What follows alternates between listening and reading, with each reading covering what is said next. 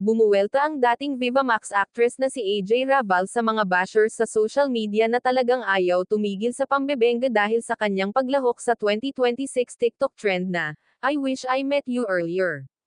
Sa kanyang post, ipinahayag niya ang kanyang pasasalamat sa kanyang partner na si Alger Abrenica, na nagsabi ng, "I'm just grateful we get to support each other every step of the way."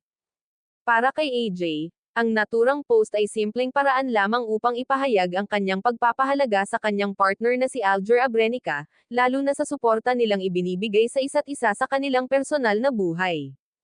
Gayunpaman, sa halip na suportahan siya, ilang mga netizens ang nagbigay ng mga negatibong komento sa kanya.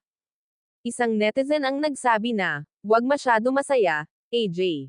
Nakakatakot yung mararamdaman mong kalungkutan soon," na sinagot ni AJ ng, "Babalik sa'yo yan." Isa pang basher ang nagsabi na si AJ at Alger ay mga attention seekers, na sinagot ni AJ ng, "Grabe no. Mga papansin. Kakainis kayong dalawa." Sinagot din ni AJ ang akusasyon na siya ay, "Kabit." Aniya, "Di ka pa nagsasawa, te. 4 years mo nang sinasabi yan."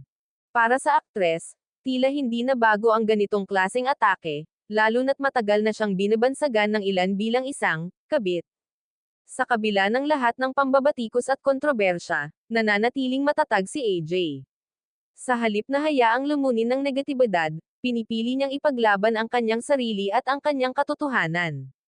Sa isang mundo kung saan mabilis manghusga ang publiko, ang kanyang mga sagot ay nagsisilbing paalala na ang bawat tao ay may karapatang magsalita at ipagtanggol ang sarili laban sa walang basehang paninira.